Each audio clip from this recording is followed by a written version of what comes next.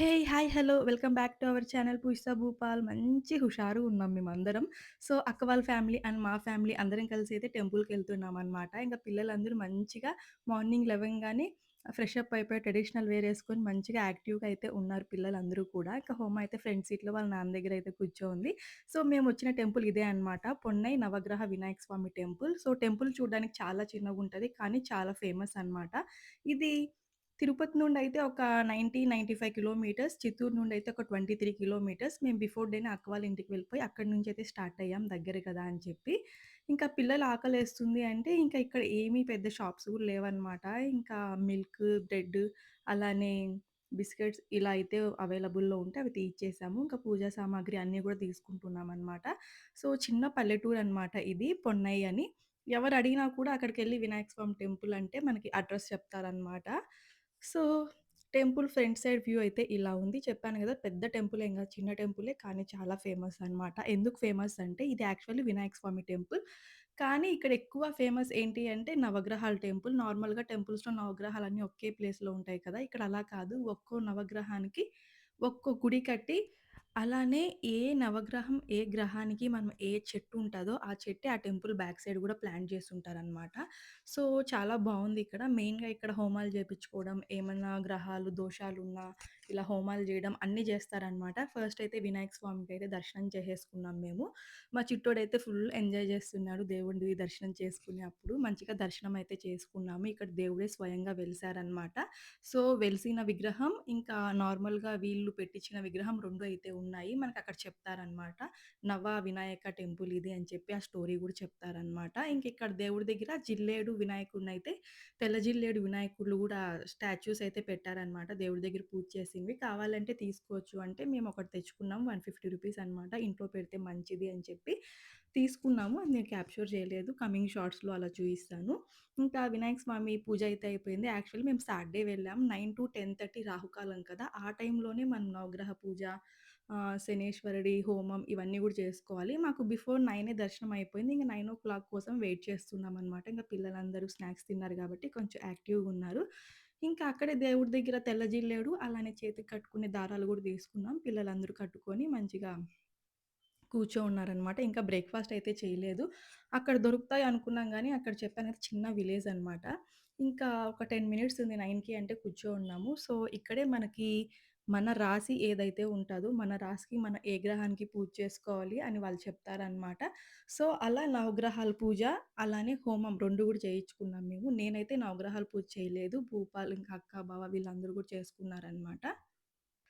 మనకి కొన్ని ఏళ్ల నాటి శని, గ్రహాలు ఏమున్నా గూడా అన్నీ పోతాయని చాలా నమ్మకమనమాట. ఇది రావుకాలంలో చేస్తే చాలా మంచిది అని చెప్పి, ఇంకా సాటర్‌డే అయితే వచ్చాము మేము. ఇంకా సో, ఇవన్నీ అనమాట. సో, ఏ రాశి వాళ్ళు ఏం జేస్తే ఎలాంటి ఫలితాలుంటాయి అన్నీ అయితే ఉంటాయి. అక్కడికి వెళ్తే వాళ్ళే చెప్తారనమాట అన్నీ కూడా. ఇంకా చెప్పాను గదా! అక్క, బావ, భూపాలందరూ కూడా నవగ్రహాల పూజ అయితే చేసుకున్నారు. ఇంకా హోమం అయితే ఫ్యామిలీ అంతా కూర్చొని జేశాము. మేము సెపరేట్‌గా అండ్ అక్క వాళ్ళ ఫ్యామిలీ సెపరేట్‌గా అందరం కూర్చొని హోమం కూడా చేసుకున్నామనమాట. సో, ఇదే అండి నవగ్రహ స్వామి టెంపుల్స్ అన్నీ గూడా. సో, ఫస్ట్ అయితే ఇక్కడ వినాయకుడి స్వామికి దండం పెట్టుకొని, ఇక్కడ దీపం పెట్టాక ఇంకొక నవగ్రహానికి వెళ్ళి దండం పెట్టుకొని దీపాలు పెట్టాలనమాట. సో, నవగ్రహ పూజ చేయాలి అనుకుంటే అక్కడ ఒక ప్లేట్‌లో మనకి దీపాలన్నీ పెట్టి కొన్ని నెయ్యి వేసి, కొన్ని ఆయిల్ వేసి ఇలా ఇస్తారనమాట.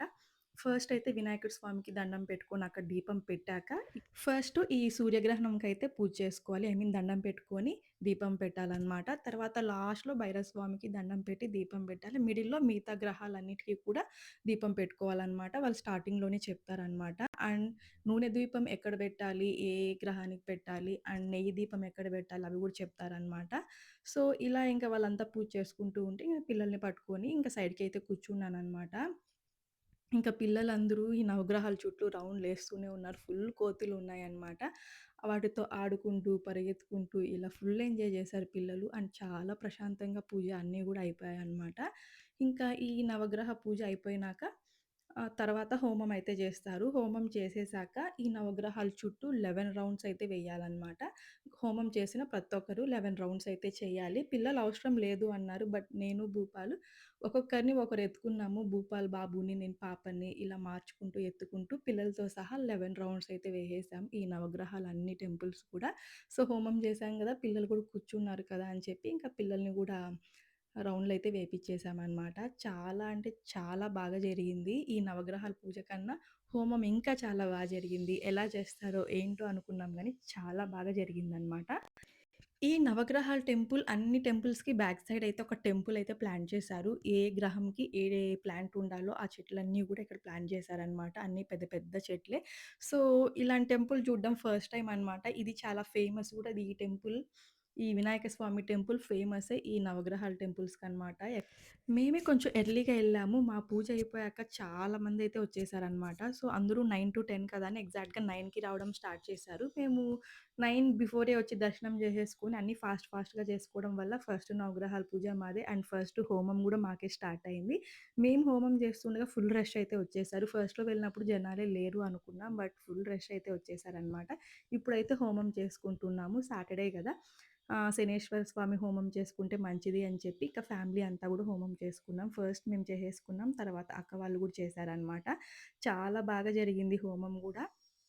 అస్సలనుకోలేదు ఎలా జరుగుతదో, ఏంటో తొందరగా ఎళ్ళిపోతామా టెంపుల్‌కి, పిల్లలసలు యాక్టివ్‌గుంటారా, ఏడుస్తారా, ఎలా ఉంటారో అనుకున్నాం గానీ, అన్నీ మంచిగా జరిగాయనమాట. ఇంక ఈ టెంపులయితే పొన్నై నవగ్రహ వినాయక టెంపుల్ అంటే చాలా ఫేమసు. మనకి గూగుల్‌లో సెర్చ్ చేసిన, యూట్యూబ్‌లో నంబర్ ఆఫ్ వీడియోస్ ఉన్నాయన్నమాట. సో, అక్కడ వెళ్ళి పొన్నైకి వెళ్ళి అడ్రెస్ ఎవరినడిగినా వినాయక స్వామి టెంపుల్ గూడా జెప్తారనమాట. ఇంకా దర్శనం అంతా చేసుకొని ఒక 5 మినిట్స్ అలా గుడిలో కూర్చున్నాము. మంచిగా ప్రశాంతంగా జరిగిందనమాట. సో, గైస్ వీడియో ఎలా ఉంది? తప్పకుండా లైక్, షేర్ అండ్ సబ్స్క్రైబ్.